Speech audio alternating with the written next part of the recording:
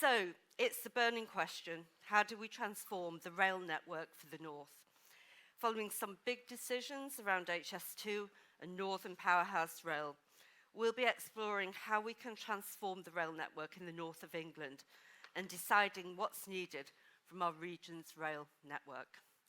I'm joined on stage here by Mayor Andy Burnham, Mayor of Greater Manchester, Anna Jane Hunter, who's partner at Railway Consultants Winder Phillips Associates. Winder Phillips Associates, I apologise. Darren Oldham, who's Deputy Chief Executive Officer and Rail and Road Director for Transport for the North, and Northern Managing Director, Nick Donovan. I'll be opening up the floor for questions, but first of all, can I ask our panel to open up this session, starting with you, Mayor Burnham. I think I might go to the lectern, actually, because I'm right behind it, otherwise nobody will be able to see me. So thanks, Maria. Good to see such a full room. Shall I answer the question, do what politicians don't normally do, and try and give you a very direct answer? The question of the session being, how do we transform rail in the North? The first answer to that surely has got to be by doing something different to what we did in the last decade. It's 10 years this year since George Osborne came to Manchester and promised a northern powerhouse. That was going to mean HS2, HS3 as it was then called, now Northern Powerhouse Rail, better everyday services on the existing network, you name it, we were going to be promised all of this. And barely any of it has happened. In fact, new analysis that TFGM have done for me says that rail services are poorer now than they were in 2016. That's not good, is it? Not good at all. And then if you look at the infrastructure situation, we spent all of those years after 2014, when George Osborne announced that big plan, saying that, you know, let's have a place-based approach to this. What's the railway going to enable for Greater Manchester? And it was like a dialogue of just on two different levels. We could never get past a determination to just build to a set envelope and a surface station at Piccadilly, and there was just not to be any discussion about that. And it was just very frustrating. Surely, when you think about rail in the North, it's what it enables the North to be, what it does for our places, rather than just giving us a cut price scheme because that's all the government are prepared to pay for. It can't be that way, can it? We have to have a bigger ambition for what the railway can be, and we have to learn from the HS2 experience. It's not the way to deliver infrastructure. Actually, Whitehall needs to learn from that experience, because Whitehall has shown that it can't deliver major infrastructure. And why is that?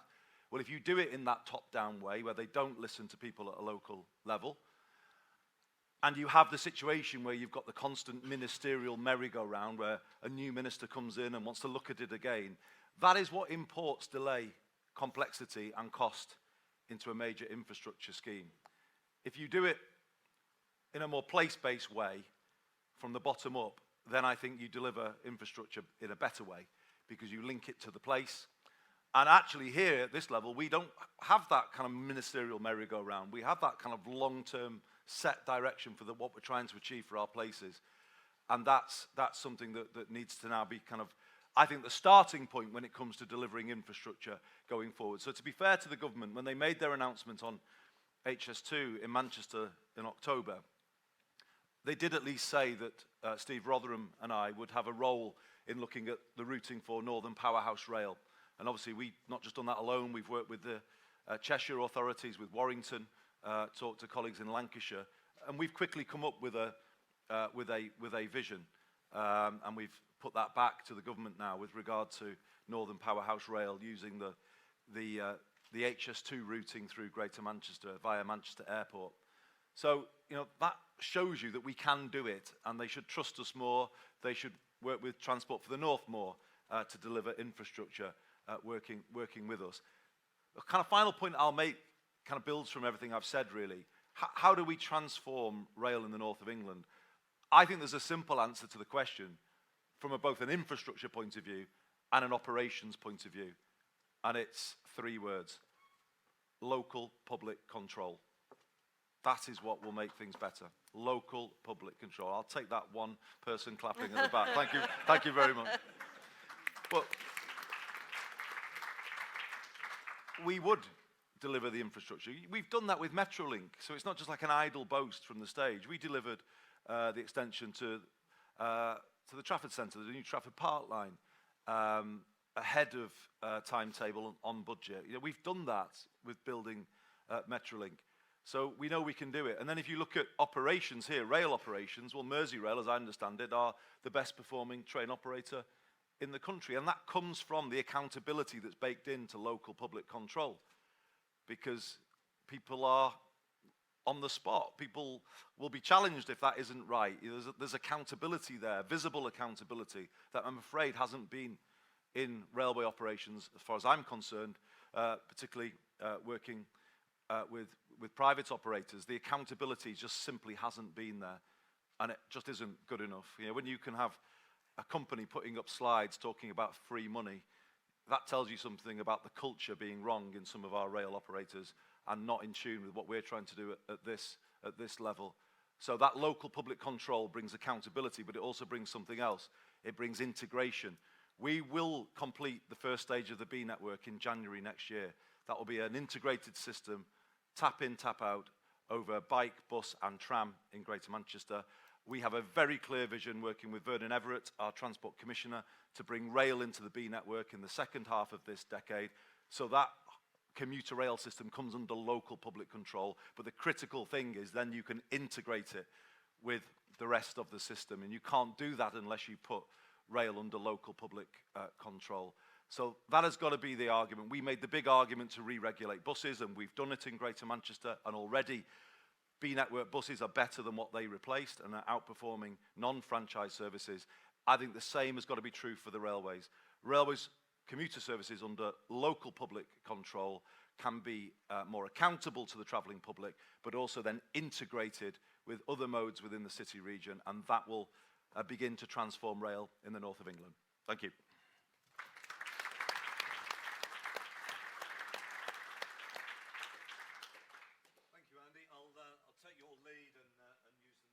The lectern. So those of you who don't know me, Nick Donovan, Managing Director of Northern. So just a few quick words from me. In terms of the demand for rail, it is certainly there in the north. So I talked at this conference last year about us being in growth. This year our adjusted growth figures are around 6% year on year. So there is without doubt a demand for rail services across the north. But the markets have changed significantly. Around about 70% of our journeys are now for leisure purposes. That's up from about 50% back in the days before COVID. So the market has certainly shifted, a lot more discretionary travel, notwithstanding those critical journeys for connecting people and places for jobs and business and so on. We used to talk about £2.50 to 1 in terms of economic benefit coming out of the subsidy that Northern receives for running rail services across the north of England. And I'd remind everybody, every time I talk about our network, I remind everybody every one of our routes is subsidised. So it is a taxpayer's choice, effectively, to invest that money to buy economic activity or support economic activity across the region. If you expand that to look at social and wider economic value, we're up around the £4.50 to 1 ratio at the moment. So we believe that is good value, and certainly I think that chimes into the sentiment of this conference in terms of spend of taxpayers' money to support economic activity. Andy mentioned infrastructure. Goodness, in my career, so I joined rail, back in the mid-80s, and I've never seen as much investment in infrastructure in the north of England as there is happening now, and we do need to acknowledge that. Of course, we want more. But I just want to highlight some really good examples of where there's opportunity for putting in more capacity and so on across the network now without very significant intervention. So in May 2023, we introduced the new Leeds-Chester service on a Sunday. Sundays on that route now is our second busiest day of the week on the Leeds-Chester route. They are some of our highest growing services. So it shows that there is untapped demand out there. When we get into that, put on extra services and market them and so on. Nottingham Leeds. Nottingham Leeds needs some quite modest infrastructure interventions to free up capacity on that route, which sees 6 of our 20th busiest trains at the moment. And whenever I talk to my team out there, conductors and drivers, that is one of our challenging routes in terms of capacity. Hull has seen some of our most successful delivery of family journeys on some of the products that we've been encouraging families to travel. So these different markets are certainly out there with opportunity. I just wanted to round up very quickly on a couple of points. So Andy talks about local public control. I'd like to build on that slightly and talk about briefly clarity of control. One of the things that I would observe at the moment is there has been a watering down of the clarity of the control of operations in the network, and that makes this job very, very difficult. That's my plea for today. So that clarity of control is hugely important, especially across the north of England. It is a hugely interdependent and interconnected network. Our own services run out of 23 train crew depots with 16 different train types, and almost every service will serve more than one city region across the north in terms of capacity into those main city hubs. We don't do that because it's fun to do it that way. We do it because there's a long history in driving efficient utilisation of resource, both in terms of trains and in terms of crews, to deliver the service that way. So Andy, in the local public control, the discussion I want to be having is around the clarity within that acknowledges that hugely complex network and makes sure that those outcomes come through that clarity of control. And lastly, I'll just say, within that, we've got to unlock some more. So we're already unlocking some legacy stuff in Northern. Ways of working, terms and conditions of employment, have to be unlocked. So Sundays for us in this part of the railway, 95% of our crew are volunteers on a Sunday. And unless we unlock that, we will not deliver Sunday services with the reliability that's needed or have the ability to put in additional services. That's a tough discussion to come through the trade union environment, and we have to front into that over the next couple of years. So that's meant to be 2 minutes. I think I overran, but anyway, there we are. Yeah, I think you did, but thank you very much. Over to you, Darren.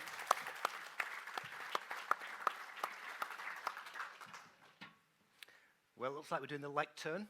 Darren Oldham from TFN. Just wanted to say how fabulous it is today to see so many familiar faces in this room here in Liverpool. And I think we heard that maybe half of us came on the train today. One of the really important points for us all to remember, and just picking up from what Andy said earlier, Liverpool Lime Street as a station, it's one of the very few, if not perhaps even the best performing mainline station in the UK. The level of passenger throughput at Liverpool now is significantly in excess of the numbers that existed prior to COVID and to lockdown. And the point that I'm making there is that here in the north, we're in an absolutely fabulous place, a fabulous region for us all to be in. But we're in a region where the trains, the railway service, it is growing, it is coming back. Sure, the level of commuter travel in the typical morning and evening peak has changed, but we're in a world where the northern services are improving. It's really important that we remind ourselves of that. This isn't about managed decline. This is about being positive and moving forward. Now, we heard from Mayor Rotherham earlier about the north being effectively double the size of London. The way I tend to express it is that here in the north, the population, 15, 16 million, however you define it, it's more than the population of London and Scotland. And we need to be, bold, and we need to be expressive on this point that, we live in a fabulous part of the world, but we are such a large part of the United Kingdom, and if the north can progress and grow and develop, of course that helps all of the citizens and people that live and work in the north, but it's so fundamental to the performance of the wider UK. So I think that is a really important point that we need to keep saying, and I'm sure many of you will have heard me say this before. Turning to the question, I think one of the really key points is speaking with one voice. If we speak with one voice, and we heard earlier again from Steve, when we do speak with one voice, then we listen to. You know, a good example being the ticket office closure issue. I think that TFN as a gathering comes together extremely well and does tend to speak with one voice. And in my experience over the last 12 months or so, we tend to take the politics out of the decision making. And I think that is a really key issue, that if you look around the world at where transport outcomes are being effectively delivered, it's where there's a broad consensus around what is needed for a particular region. And then political matters being put to one side, then to develop a plan as to how to get to that place. If we have that plan, then we can then move forward. Unfortunately, recent events with HS2, that was very regrettable in terms of effectively ripping up many of the plans that we had in the north. But what we do have, as we had before, we had the TFN STP. As you heard from Martin earlier, our strategic transport plan is ready to be re-endorsed by the TFN board, and that sets out the outcomes that we all wish to see across the north. And for me, that gives a clear purpose and a clear timeline to achieve things, be it tripling freight or whatever it happens to be, tripling freight, I should say, on the rail network. So that, I think, is fundamentally important. But sitting alongside that, it's certainty of funding. The certainty of funding is fundamental. Be that for 5 years, be it for 10 years, whatever the amount is, once you have that certainty, if you have a plan that you're working to and you have certainty of funding, then it allows those local decisions to be made around priorities, prioritization, and moving things forward. And by doing that, what that would do is that would mean that things could happen quicker, in a more considered way. It would give certainty to supply chain contractors, and we would all know where we're heading to, rather than more of a stop-start that unfortunately has been a problem for infrastructure across the UK for the last 30 or 40 years. So for me, a plan, agreed budgets, and being confident about ourselves. And the one final point I will make on this is that as we came in today into Liverpool, which is a fabulous city, there are so many superb examples of infrastructure largely built by the Victorians during that time period. They didn't settle for building infrastructure to some sort of minimum criteria, to some minimum viable product. We have to look to move away from that. And of course we need value for money, but we need to recognize that the plans that we're developing now, they need to be the right plans, not for the next 10 years, not for the next political cycle, but for the next 20, 30, 50 years. So they are the key factors for me in terms of answering the question. Thank you.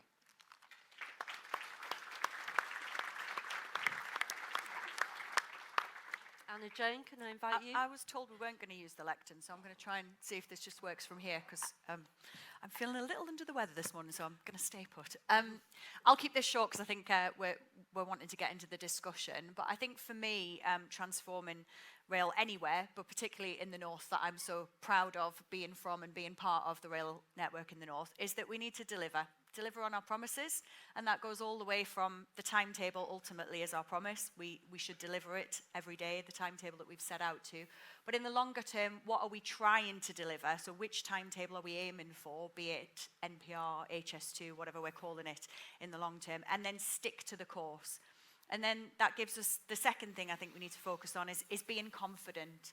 So if we can be confident and give others confidence in what we do in Rail in the North, then people will want to use our product. People will want to invest in us and invest more than they already are doing.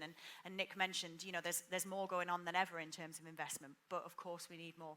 But delivering on it means being confident. And I'm fortunate enough to travel a lot on the railways around the country. In fact, I think I totted up something like 120 hours on trains in the last fortnight or so, all over the network, including some places that I hadn't been to since the very start of my career, including Reading Station, I'll mention, somewhere completely off network, where it was huge, and some of the ways that they delivered that transformational station enhancement project were really different and quite frightening at the time. Some of the ways of collaborating between Network Rail and the operators were really different, and people were terrified about how it was delivered.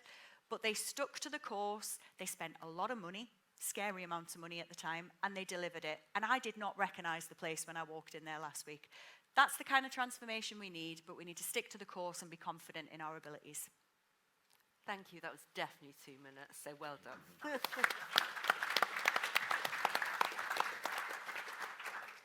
Okay, I'm going to take your lead and stay in my seat. I'm going to open this up to the floor now. Can I just ask, we've got about just over 20 minutes for questions. Can I just ask that you keep your questions brief, you state your name and also where you're from. Thank you very much. Tony, do you want to start here at the front? Thank you. Testing. Right, thank you. Adrian Swift, Merseyside Civic Society. Shortly after this meeting, I'll be going over the road where I've arranged this evening a session with the Combined Authority about the spatial development strategy. And it will be interesting to see whether how that is being integrated with the local transport plan. And it's the issue of integration I want to raise with Auntie Burnham. You've talked about integration, basically technology, kit, infrastructure, but there's something you've missed out, and that is integration with land use and town planning. And you can talk endlessly about rail and public transport, but people will not use it unless there are certain prerequisites in terms of how we develop our towns and cities, indeed our rural areas. One thing is we do need very strong town centres and city centres that are economic drivers. There's the issue of density of development. There's the accessibility to transport hubs. And it's that integration between town planning and public transport planning. Otherwise, it will not work. Mayor Burnham, do you want to pick that up? Well, I just would agree 100%. But we've done that integration. I would have, if I had longer, I would have got onto that because we are the first, I think, to do a spatial plan. We didn't get all 10 of our authorities to agree to it, but 9 have stuck the course. And that plan is likely to be adopted in the next couple of months now. So we've done it, but it was always done with Transport for Greater Manchester, with the 2040 strategy for infrastructure around it. So we have a very big strategic site in the north of Greater Manchester that will come forward as a result of that plan called Atom Valley, a site that is one of the UK's, in fact, you could say the biggest strategic site in the UK for high-value employment. It will have connectivity to Metrolink. That's our plan. If you look at it from a kind of less sort of big picture point of view, I would encourage anybody to look at Stockport right now and what's happening there, where we've had a mayoral development corporation, the local authority working with the combined authority. That new interchange that we're building in Stockport will be open next month. And that is in many ways at the heart of a new vision for Stockport, which is seeing 3,500 homes built around it. This is public transport driving regeneration and building homes for public transport, not building homes for the car. So I think you can see that thinking coming through in Greater Manchester, actually, but it reinforces my point about local public control. How can you make transport fit with the place and join all the dots if someone else is making the decisions in a very different way? It just won't work, will it? You won't get that coherence that you're calling for. So I think we would say we are doing what you're saying, and this is a much better way to work. We've got to think about what does transport enable. I have to say this, the Department for Transport view at times is we're just building transport and we don't really see we're just building it for the lowest cost we can get away with in the north, and we don't really care about well, no, I'm sorry, that isn't good enough. and one last point, you mentioned accessibility of transport interchanges. Darren will back me up on this. As chair of the Rail North Committee, I have said the rail industry needs to put a much, much bigger focus on disability access. It is frankly disgraceful that half of the rail stations in the north of England don't have step-free access, therefore are inaccessible to a number of our residents. Simple thing. For disabled people, simple changes to our stations could, well, it's not just transform the rail network, you will even let them use the rail network. And working with Patrick as chair of TFN and colleagues, the industry needs to focus on things like that. Needs to become a first order issue, not the last on the agenda issue. And this question of accessibility to the system needs to become a much, much higher priority than I've seen it being in the 8 years that I've done this job.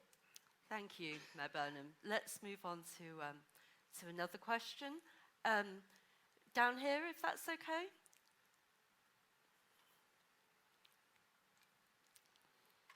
Nick, Patrick McLaughlin, if I could just ask a very quick question, so to give opportunity. I wholly endorse what Anna said about Reading Station. I mean, simple fact is that was transformational for the whole of the West Country, not just Reading, as far as what it actually did. And sometimes that's not realised, that a transport infrastructure can have wide-ranging impacts even outside the area. But Nick, you talked about clarity of control. I'd be quite interested to know a bit more about what you meant as far as clarity of control is concerned, particularly now that both TransPennine and Northern are operated by the operator of last resort. And were you thinking of the roles that those two operations have? It was a nice phrase, but I'd like to just know a bit more of the detail. Yeah. So I think, the first thing I'd say is within the operating in the public sector as I do, has been tremendously liberating actually in terms of the ultimate shareholder being the same shareholder whichever way we go. So in terms of the ambition for rail and some of that stuff that we've wanted to do, and accessibility by way of example, Andy, is one of our 6 pillars of activity. I think the point I would make is that there are some quite tactical decisions that take a lot of decision making to get through to realise what an outcome will be. And by way of example, I use some of the service design considerations right down to quite detailed timetabling decisions, which my background would say would have been more nimble in the ability for the operator to make those decisions in the past. So I think some of the work that we do with TFN, with the mayors, and hearing those expectations for improved service and so on are all hugely encouraging. But the ability to deliver with agility in the moment, I find constrained at the moment. I'll be quite honest and say it to the room. And I think in the way we think around how the guiding mind for rail or the guiding mind for the north or whatever plays out in that, giving agility to those who are operating the railway is something that I would make a plea for in this room. And it's a question actually around role of the operator. There's a question around role of the operators, whether it's delivered to a very detailed specification for delivery or through to some sort of an enabling partner, a trusted partner, which is a space that we have aimed to work in with Andy and colleagues over recent years. The only slight pushback from my point of view, Nick, would be, agility, yes, I get that. But sometimes the railway, in my experience, can do things to suit itself that doesn't actually work for people and places. So how would we guard against that? It's got to be a mix of more local public control and more clarity and agility for you, hasn't it? There's a point of balance there, isn't there, you can find, but it's got to be a bit of both. There is. So the conversations I enjoy having is about outcomes for people, for place, for journeys and so on. And then the operational detail of the delivery of the detail of the network can play out in that agile place. So I think the outcomes discussions are the ones that I find most rewarding in terms of the policy outcomes, people in place. Darren, we often have those conversations with TFN for the broader north as well. Yeah, indeed. And what I would just say on that, Nick, is I think we need to shine a light on some of these things, and Andy, you through Rail North Committee got us to shine a light on station accessibility and safety. And then when we start looking at that and that revelation that half of the stations are not accessible, you say, well, that's terrible. And you then look at, well, what's the timeline to actually make them accessible? And you're looking at 50, 60, maybe longer years. Well, that can't possibly be right. So we then have to then look at, well, how do we work together to overcome some of these things? And my sense is that the train operators, Northern, TPT, others, want to do that, but they need that certainty of funding and prioritisation. And I think that's the elephant in the room, that if you've no money to do some of these things, we need to shine a light on that and say, this is a big problem, and there's another big problem, there's no funding to resolve it. And Jane, can I just bring you in? What's your take on clarity of control? I think the outcomes is the important bit for me. So I've worked for privately owned operators. I've worked for Network Rail, who, let's not forget, have been publicly run for many years. So for me, it's about outcomes, and let's not kid ourselves. It's not about who owns them or whether it's national or whether it's local or these debates that we can get into and often get distracted by. It's about what are we trying to achieve, what's the best way forward to achieve it, and not get distracted by railway for railway's sake or ownership debates for ownership's sake. It's about working together, putting the best people on the job to get the job done for the travelling public. And for me, and I can say that from my position because I have no dog in the fight, it's the most important thing for me is just to get it right. I disagree, Anna Jane, because the difference in working with Nick and Chris Jackson has just been night and day, honestly.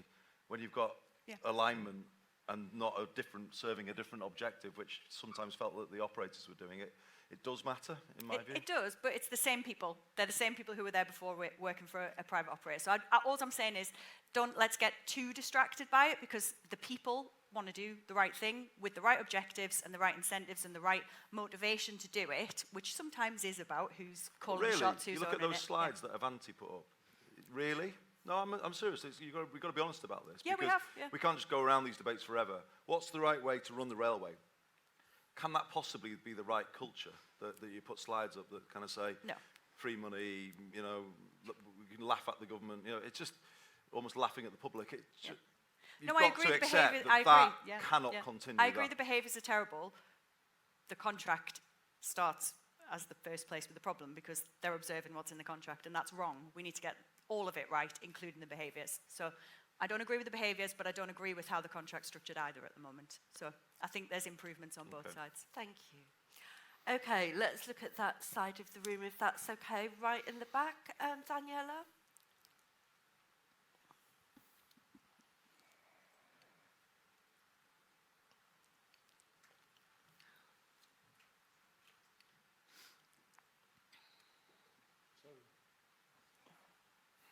Thanks so much. Councillor Neil Hughes, Westmorland Furness Council. There's another question for Nick. So if the rail revival in terms of Northern certainly is that 60 to 70% of journeys now relate to leisure, and taking into account the fact that the area I represent, or part of which I represent, Lake District and wider Cumbria attracts up to 20 million visitors a year, why is it that the Northern operations in the Cumbria, and I have to be fair, those are one or two other operators as well, are lamentably below the standard that not only the locals could expect, but the millions of visitors who are coming in.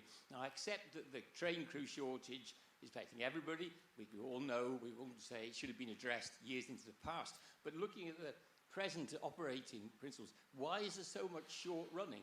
Why, on days when the operators surely know the trains will be full, mostly of visitors, are two-coach, three-coach trains used, when on lines such as the Settle Carlisle line, where the gap between services to really popular stations such as Denton, Garsdale and so on can be 3 hours or 4 hours or so on. Now obviously I represent local people, I want their needs to be met, but actually if tourism is so important, and it is, then we have to think of our visitors and the huge boost to the economy that tourism brings, especially in the Lake District, second most popular tourist area of the country. So I'd like any panel members, but particularly Nick, to respond to that, please. Can you pick that up, please? I'll do it very quick. So, look, we could have a discussion around lots of local issues across the network. I'm actually visiting Windermere later this week, so I'll be up there to see the team up there. I'm going to make two very quick points. The first point is around the design of the network in terms of capacity, and that's about choices around investment in infrastructure, fleet, and the number of trains that are run, so the cost of running those trains. So they are choices that are made, and I'm somewhat constrained by budget within the delivery of the capacity in the design of the networks. That's the first point, and some of the points that you raised there, as there are elsewhere on the network, clearly there are constraints that I would love to run more, longer, faster, and all the rest of it. The other point is the delivery on the day point, which I think you brought out there, and you mentioned train crew. I don't use the word shortages because actually, as Northern, we are better resourced than any of the other operators in terms of number of train crew, and I know that because that's through an industry benchmark in terms of resource. The challenge we have is the availability of those crew, partly being affected by short-term sickness, which we're addressing at the moment, and partly through a skills point, which we're also addressing. So that's training on route and traction knowledge and so on, which we are addressing furiously. And those issues are more acute actually in the Furness region than they are on the rest of the network. So acutely aware of some of those day-to-day delivery challenges that you refer to there. Thank you. Question, gentleman at the back there, if that's okay. Yeah, just mainly directed for Andy Burnham. Can I just ask that you state your name, please? Yeah, I'm Matthew Bentley. I'm a guard on the trains in the Birmingham area. It's just a few questions for Andy Burnham, well, observational points as well regarding HS2, the Northern Powerhouse. I heard you've been in conversation with our Mayor, Andy Street, about the HS2 route to Manchester. Is that a case of looking at something fresh or trying to stop the government selling off the land, which I think they should, they should go to legislation. They should be prevented from selling it off. And are you still pushing for the underground station at Manchester, which I think you should be? And what are you pushing for with regards to a line between Liverpool and Manchester? Is it the Fiddler's Ferry route or a completely fresh line? Shall I pick up that question? Yeah, Maria? please Well, thanks do. for asking. We keep it brief and then Yeah, we can get a few more I in. will definitely try. Thank you. So Andy Street and I met the Transport Secretary last week to discuss this very issue. It was a constructive meeting. The point we made is, if we're talking about transforming rail in the north, there's a very big Birmingham-Manchester-sized hole in that plan if we're not careful, given the announcements that were made last year. The West Coast Main Line, I think we'd all accept, is at capacity. If you have HS2 trains coming to Birmingham, then joining the West Coast Main Line at Handsacre, I mean, you will know, working that system, it just won't work, will it? It's not going to be a plan. And in fact, I think we've had an admission that there will be shorter trains and fewer seats going lower speeds. You know, this is not the transformation we were promised a decade ago. So there has to be a solution. Andy and I are meeting in Birmingham on Wednesday with the private sector partners that we've brought together, led by Sir David Higgins and Arup. There is some interesting thinking developing, and it does link to the second part of your question, because actually we've got to be really, people will talk about Birmingham, Manchester. Actually what we're talking about is Handsacre to Highley, because if we're confirming to the department that we're happy to stick with the old HS2 routing and infrastructure to support Northern Powerhouse Rail, the gap is that chunk, isn't it? That's the problem we need to fix. And we're looking at, could that be upgrading West Coast Main Line? Could it be some bypasses on the West Coast Main Line?